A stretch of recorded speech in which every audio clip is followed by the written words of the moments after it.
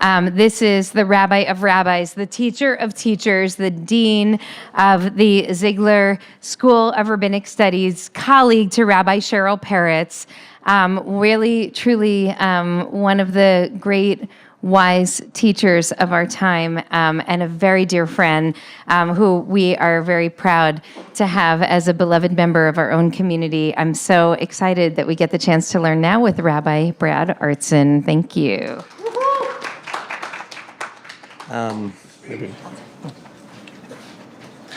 So I want to try to catch up on our time because I know there's a lot going on tonight, and I want to go to some of those other programs too.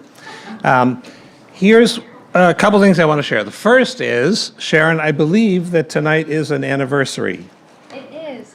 So happy anniversary. That is amazing. Between God and Israel and David. It's like a wedding ceremony with God and Israel, but the two of you are one of those rare couples where each of you married up.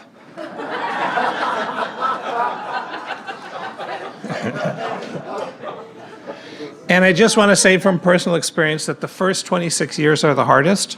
So smooth sailing from here on in. Right, dear? Okay, good. Yeah. Second thing I want to tell you is that one of the benefits of my second round of cancer surgery is that I can now fit in my favorite T-shirt again. This T-shirt has chemistry and Hebrew, two of my favorite things. So enjoy it. You have the pretty colored picture and some text in front of you. I want to say one thing in dissent from that brilliant, amazing panel. Part of what taking process seriously means is to be suspicious of rigid dichotomies. And one of the rigid dichotomies we often pay lip service to is the distinction between brain and emotion. And I want to tell you that is part of supremacy, it is part of patriarchy, and it is utterly false, right? Mind is a thing that brains do. But mind is bigger than just neurology. And neurology itself does not stay in the cranium. You talk about a gut feeling, that's because much of your nervous system extends all the way down, right? And in fact extends beyond your body out into the world. The Hebrew Bible understands that, and it understands that Lev is the seat both of cognition and of emotion. Both. If you don't have your feeling engines running, you won't engage in crisp thinking. And if you don't engage in sharp thinking, your feeling remains muddy and inchoate. So what you saw on the panel was a remarkable blend of deep reflection and powerful intuition, but then in the West, we fall back on dichotomizing those. And I just want to strike a blow against that. Okay, so here's what we're going to do. I have been thinking a lot about creativity and Torah. That's partly because I'm also revving up to write my next book. Part of my how I make myself happy, I'm happy when I have a project. And I also don't know what I think until I write it down. So I've been thinking about the bridge between the last book I wrote, which was about creation and science, and revelation. And so the first thing I want to say is in Jewish tradition and experience, there's this weird double loop that goes on. We know about creation because it's written in a book. That is to say, the revealed Torah starts by talking about creation and therefore portrays God as an artist. God is the one who was the very first to know by doing, to know by making. God had no idea how the universe was going to turn out, according to the story in the books of Genesis. Right? God is surprised all the time, not least surprised by the way people turn out.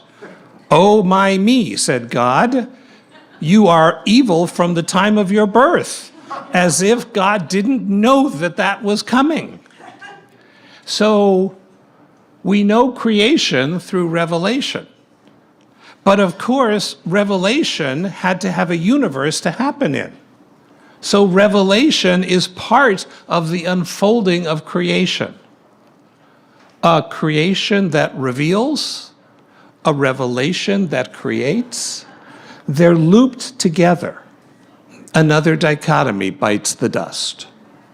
So that's something that I was drawn to because in process thinking, which is a school of philosophical thought that says that the universe is not made up of solid substances that bang into each other on the outside. That's an old Newtonian and Greek way of viewing the universe that we have now scientifically moved beyond. The universe is made of shimmering interactive patterns of energy, and those interactive patterns of energy respond to what's going on around them, react in a way that becomes data for every other piece of shimmering energy. So the universe is a constant flow of taking in the information of the rest of the world, internalizing it, making a choice what you're going to do with that, and then putting that choice out into the universe for the universe to respond to. That means that the universe is always becoming, and it is always relating. There is no being. Being is a logical abstraction. There is only becoming. And becoming never happens in isolation. Becoming is always in interactivity, in relationship with every other becoming. We are all becomings shaping the other becomings. And the only difference between us and God, there are actually several, but one of the big ones here is that we each know the interactions and becomings that relate to us, that are within our observable sphere. God alone integrates all becoming across all time. And because God knows absolutely everything there is to know, God forever retains every choice ever made. And God knows the past and the present. But the future isn't decided yet. The future is not a thing to know or not know. So God is eagerly anticipating. Thank you for catching that. Best movie ever. God is eagerly anticipating our choices to see which universe potential will become actual. You with me so far? The universe is a collection of interlocking becomings. The future is multiple and open, and we all make our choices, which helps determine what the future is going to be. And once we've done that, once that becomes present, then God knows it forever. Okay, now part of what that means then is that both creation and revelation are not specific events. They're not punctuated moments. They are processes that are happening all the time. I love the fact that our prayer book speaks about God as Noten Torah, the one who gives Torah. It's said in the present, because Torah, which is the Hebrew word for teaching, is happening at every instant. At every instant that we're open to it. You know, you can't give a Torah that won't be received. So the giving of the Torah, the priming of the pump, is our being willing to accept it. But accepting Torah is not passive. We and God decided what Torah would become the Torah we have. We and God interpret the Torah and decide how it gets applied. Right? This is not God is active and we are passive. Right? Every creating event, you, me, the trees, the rocks, the planets, the system as a whole, everything is a grand, cascading, ongoing, interactive process. What smart people who write books call iterative, which I looked up. I can use it in a sentence too, if you'd like. So creating. What is creativity? Owen Flanagan beautifully said that it's self-expression. It's performing oneself. So think about that. In the making to know paradigm, which is perfect process theology, right? There is no abstract knowing, there's only the knowing that emerges out of doing. And we are constantly both knowing and making ourselves. The Talmud teaches, I love this, that the interpretation of a dream is however it's interpreted. That means, by the way, be very careful, Freudians among you, because it actually means what you tell someone it means, right? One of my worst days as a pulpit rabbi, what the period of my life my mother refers to as when I was a rabbi, was I had a congregant come in and tell me that she had a dream that her deceased mother visited her and beckoned to her to come. And I was a smart enough son of a Freudian analyst to know I was not stepping into that. So I said what any good Freudian kid would say. I said, "What do you think that means?" And she said, "Well, it either means I'm about to die, or it means that my mother will be with me in whatever's coming." And I said, "It means the second." So performing oneself, because we don't know ourselves until we see how we act, what we do, what we say, and then we say, "Oh, I guess that's who I am."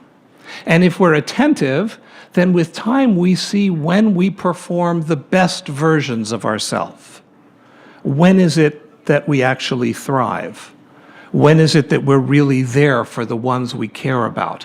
When is it we take stands, that we look back on our life and we say, "I don't know where I got the courage to do that, but I love that part of me that does that, and I want to do more of that." Right? That's the self-performance. Jerome Bruner talks about self-making stories. And again, we've heard already that you live your life as though it's art. But to think of our lives as a story unfolding. And we've heard from some of the writers up here, you have very little control over the characters in a fictional work. It turns out you also have very little control over the fictional character of yourself. Today, the part of Rabbi Artson will be played by a very handsome, tall man who could still lose a few. Somehow in creativity, there's novelty. Maybe not objective novelty, but novelty for the person who's creating, where we push ourselves to do or to see what we've never done or seen before. I mentioned that it's a process. There's a big debate among philosophers, does creativity have to have value? Right? Could you be doing something really hideous and be creative about it? The people who brought you the death camps, does that count as creativity? Had never happened before. They thought of something utterly new. It was completely despicable and inhumane. Marquis de Sade, very creative, right? Okay, I'm not going to touch more of that. There's a way in which we are tempted to think that creativity happens to us, right? Even the guys in the shower who come up with great new insights. I was just soaping myself up and boom, there it was. And so we tend to, again, fall back onto this childish notion of we are passive and things are given to us. But if you think about it, that person didn't start in the shower a blank slate. That person has been gnawing and chewing on this for a long time.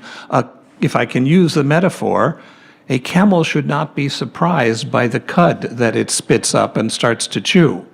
Right? It's been working at 3 stomachs already. Right? And we are too with our creativity. So, a couple general thoughts, and then I want to do some text with you that I think you'll enjoy. In process thought, one of the ways that process theology pisses off true believers is that Whitehead and others have said that God is not ultimate. What is ultimate in the universe, meaning nothing can exist without this, is creativity. It's an interesting thing. Once you see the universe as a series of becomings, then what you're struck by is that every becoming is creative. If you're alive, you're creating. If you exist, you are creating. Right? From the electrons that move onto a different energy circle when you inject some energy into it, to the fish that decided, hey, I'm sick of being wet all the time, I'm going to crawl onto land and see how that works, to the first monkey who said, I'm getting out of this tree, my back is killing me, I'm going to stand up. Right? Everybody is choosing. And that constant choosing is creativity. Right? Doing what has never been done before. Welcome and congratulations. So if creativity is ultimate, then says Whitehead, says process thought, God is the greatest example of that creativity. Right? God's creativity is all the time, and all the time handed over to us. And I want to be clear here, us doesn't just mean people, us does not just mean mammals, us does not just mean organic matter. All becoming in the universe, stars and planets and dirt and water, everything is adding its contribution. The wonderful phrase that Whitehead used for that was, he says, out of the many, one. So everything makes its choice, contributes that choice, and gets integrated into the universe that then exists at that moment. The many becoming one, and then increasing it by our own next choice. So I want to look at some examples of that kind of creativity. And these are 2 of my favorite rabbinic stories. So if you take a look first at the pretty colored picture, because I love you, and I want you to compare and contrast this with other people who teach you tonight, some of whom don't give you pretty multicolored graphics. Just remember who loves you. In this graphic, the past is the red arrow on the left. And that's the past actual world, the world up until this instant. And that is a unity, meaning you cannot change that past. Right? People, by the way, get confused about that because what we can do is change how we tell the story of the past, and that's sometimes just as important. When I was in high school, there was one woman in American history, she made a flag, and then there were no women until Eleanor Roosevelt. She went to the UN. And of course, because I went to school in the early 70s, there hadn't been any significant women yet. So it just stopped. There were literally 2 women, no Native Americans, and there was a black guy who made peanut butter or something. But other than that, it turns out I studied the history of white men. There was one Jew. He gave money during the Revolutionary War. Right? But that was it. That was it. Other than that, there's only been Protestant men walking around this continent. It's a miracle that they had children. But the past is unchanging, but what changes is what you think is significant in the past, what you think matters. So we've discovered all kinds of extraordinary people who didn't used to count, right? And it's not that they weren't extraordinary, it's that people had lenses to filter that didn't let them see the magnificence around them. So that changes, but the past does not change. The future, on the other hand, is open and plural, meaning it's not been decided, right? It has not been decided in physics, it's not been decided in biology, and here's the shocker, it's not even decided in real religion, although many Western theologians don't know that. But God, throughout the Torah, is surprised. God doesn't know the outcome. And God can't do it alone. God needs Noah. God needs Moses and Miriam and Aaron, right? God cannot liberate those slaves without human leadership, human initiative, and human buy-in.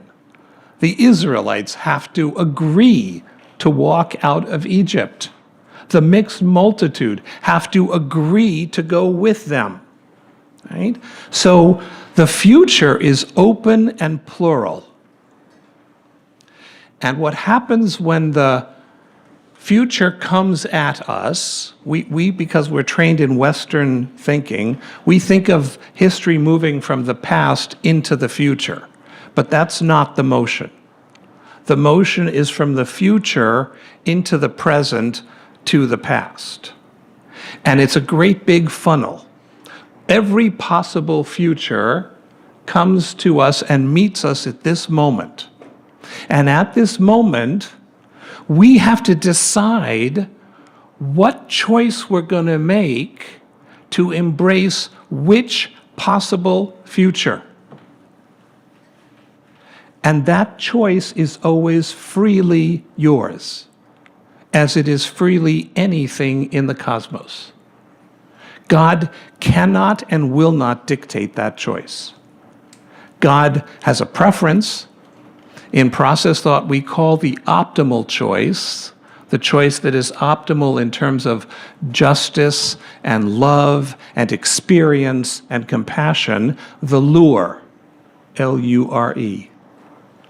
Right? So God lures us with a sense of the best possible choice at this moment. But here I want to jump in and say that choice is also pluralistic, meaning the lure for you at this moment is the sum total of everything in your life and past coming to you right now.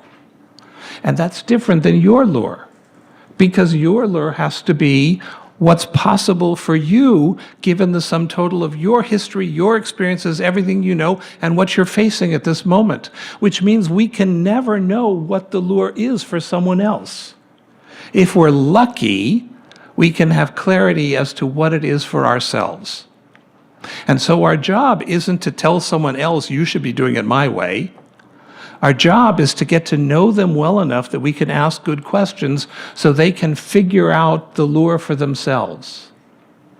And that's where revelation kicks in. That star in the middle is the moment in which multiple futures distill into a single present, which then immediately perishes and becomes the past. And history just keeps flowing in that direction. Choose the future, that choice becomes permanent. Once you've decided, you can make a different choice in the next moment of integration, but that choice is forever your journey, forever. And God will know it forever. Part of what I love about process thought is it also then says that God has real pathos. God has real feelings. If we make choices of violence or hard-heartedness or injustice or greediness, God will know that and feel pain forever. And if we rise up and in an expansive spirit, we find the ability to make connections, to help someone else, to do the right thing, that will give God eternal joy, because God knows everything there is to know eternally. So 2 stories. Do I have 5 minutes left? 10. Woo! I am the richest man in LA. All right, so the first story is a story about Moses. It's from the Talmud, from Menachot. I have put it to you in the original Aramaic, just so you know that I didn't make up this story, someone else did. It is found in the Talmud. It is a story that only the book like the Talmud can say. I just want to tell you one statistic about the Talmud that is my favorite Talmud statistic. My students have heard me say this before, but it bears repeating. The Talmud contains 5,000 arguments. Do you know how many of those arguments are resolved in the Talmud? 50. They're not idiots. 50. But the Talmud knows that answers shut down conversations. Talmud's not interested in the answers. Answers are for rabbis. Right? What the Talmud wants is a really raucous conversation. And then it gets bored. So then they just move on to another argument. Right? And I love that about the Talmud. The Talmud is just constantly spitting out arguments and perspectives. And if you think that, then what do you do with that? And if you don't think that, then what do you do with that? And how do you make that fit together? And then now let's talk about something else. So here, and it also tells great stories. So here's a great story. Rav Yehuda says that Rav said, when Moses ascended on high, he found the Holy Blessing One sitting and tying crowns on the letters of the Torah. And Moses said before God, Master of the universe, who is preventing you from giving the Torah without these silly little ornaments? And God said, there's going to be a man who is destined to be born after several generations, and his name is Akiva ben Yosef. And he will derive from each and every one of these little marks thousands of halachot, thousands of Jewish principles, teachings. Okay, so now picture the scene. Moses is standing on the top of Mount Sinai, and there's God, the first scribe, hunched over a table, writing out in beautiful calligraphy, presumably, the Torah, the world's very first Torah. And instead of just writing the words, God is making these little sticks on top of some of the letters with little circles on top of the sticks. If you haven't seen an open Torah scroll, make one of the rabbis show you. Those letters have these little tagim, these little crowns on them that nobody knows what they're there for. The guy who wrote this story doesn't know what they're there for. That's why he's making up this story. Like, why in the world? Someone had to, and by the way, because we Jews, we never forget any random anything. Now, when you write a Torah, you have to put the same little random marks. For all you know, some scribe was like writing, and then his partner came in and said, hey, I made you a matzah and haroset sandwich. You hungry? And he said, sure. And he got up and he pushed his pen, and there was a mark. And now for hundreds of generations, we have to make that same mark on that same letter because of some haroset sandwich. I just made up a Talmudic story. So Moses says, God, why are you doing that? And God says, you want to see? And he says, sure. So blink of an eye, and Moses finds himself in the presence of Rabbi Akiva, the greatest rabbi in the Talmud. And if you'd like to read a brilliant fictional account of his life, there's a book called The Orchard by Yochi Brandes. She's brilliant. And it's a fictional account, but she knows so much rabbinics, it's just unbearably delicious. This incredible book told from the perspective of Akiva's wife. So he says, show him to me. And so he says, okay. And so Moses is there, and the way rabbinic classrooms worked, the best student sat in the front row on the right, and then the second best student next to that one, and then the third and the fourth, and until you got to the back of the room. The back of the room were the novices, right? And then you just kind of hoped you would move up eventually, right? So Moses is in the back of the room with the greenhorns, right? And he's watching this thing, and when Akiva gets to a technical point of Torah law, one of his students says, "Master, how do you know that?" And he says, "Halacha leMoshe miSinai." This was a law given to Moses at Mount Sinai. And Moses bursts into tears because he has no idea what Rabbi Akiva is talking about, right? First of all, he doesn't understand the rule. He doesn't understand the logic. And then Rabbi Akiva is saying he's the guy whose idea it was, right? And he doesn't know what to do with this. And then God comforts him by saying, "This is my desire. This is what I want." I didn't continue the story. It has a tragic ending, right? The tragic ending is he says, "What's the reward for someone who is so brilliant that he's able to derive rules that I could never, Moses, have imagined?" And he shows him the Romans flaying his skin off with hot irons. Not a happy, they weren't great at wrapping up stories. Don't make the movie with that ending. But what's incredible about this story is it suggests that the Torah we teach, Moses had no idea of, and yet is somehow the author of it. So I want to ask you, what does that mean? What does that say about creativity?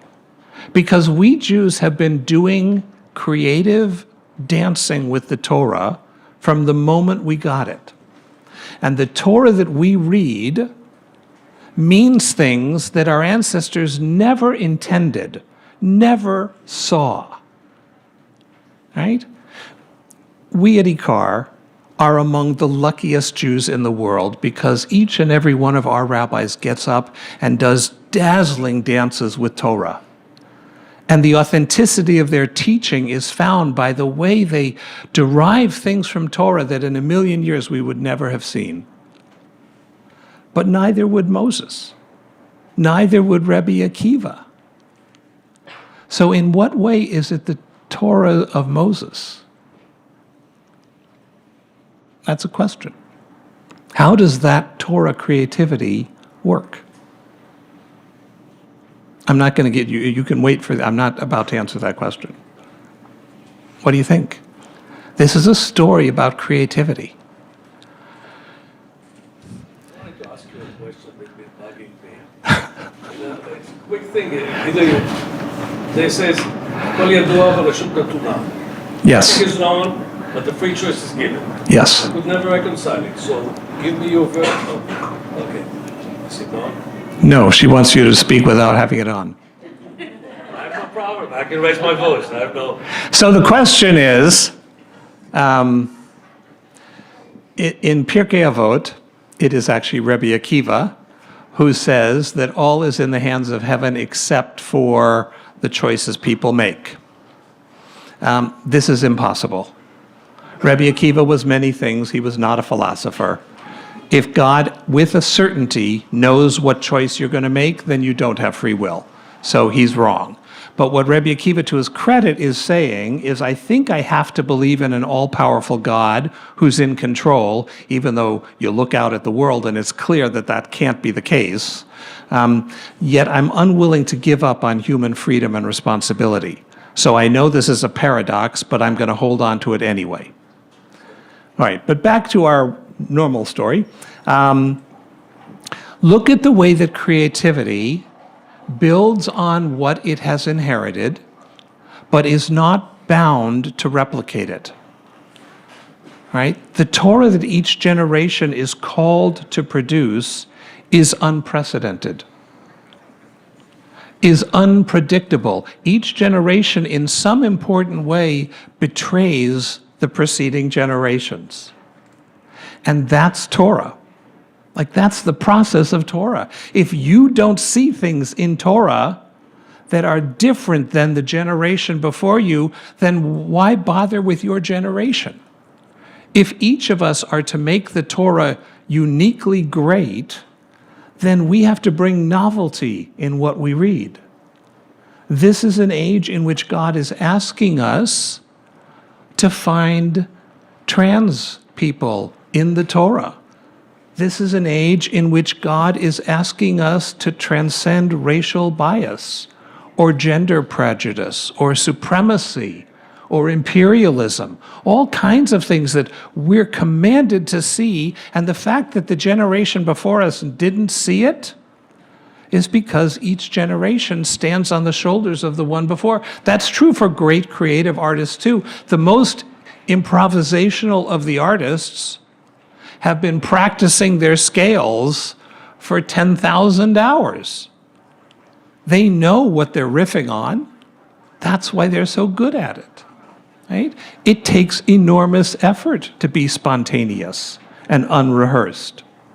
Right? That's what Rabbi Akiva is doing here. And that's what gives Moses comfort. Moses says, even though in a million years I would never have thought that the Torah means what Rabbi Akiva says, I can see that the process that I launched, he's doing. And that's comforting. I know I'm an old rabbi, and one of the ways I know is I go speak at the communities of my former students. And they do something utterly brilliant in the middle of whatever they're doing. And someone says to them, "Where did you think of that?" And they point to me and they say, "He taught me that." No, I would never have thought of that. But what they mean by that is that I gave them the tools and the permission to do something that no one had thought of before. And that's Torah. So I am going to respect the time. I'm going to close. You can do the second story on your own, and I'd be happy to talk to you about it. I want to say one last thing, and then you can say something too. Creativity, we've heard from several of the panelists, involves the coming together of another paradox. Broad open possibility that somehow have to get fed into narrow, unforgiving constraints. I have an hour to write every morning. Or I'm going to choose to use charcoal, which can't do what pastels can do, or watercolor. Or I'm going to use watercolor, and then watercolor is going to coerce me to make certain choices that I wouldn't have to make if I was using acrylics. Right? But the combination of constraint and freedom, that's what bakes creativity into reality, right? We need both. And in a sense, what Torah does is gives us both. We have the constraint of the text in front of us, and then we read it through our own eyes, through the needs of our own time. And therefore, we see things in it that no one saw before. And that's revelation. It is said of Rabbi Eliezer ben Hyrcanos that when he got up to teach, when he had just finished rabbinical school, newly ordained rabbi, and he taught Torah, and the Midrash says he taught Torah that had never before been heard in the world. 2,000-year-old creativity, right? Don't give me the same tired old Torah that I've heard a million times before. That's not revelation. And it was said that at that moment, his sun shone like the sun in the middle of the day. And people were checking their ears to see if they had actually heard what he had really said, because no ear had ever heard it before. And the rabbis of old are praising that as that's what Sinai looks like. It's new. It's fresh. No one's heard it before, and it was there waiting to be discovered. Shalom.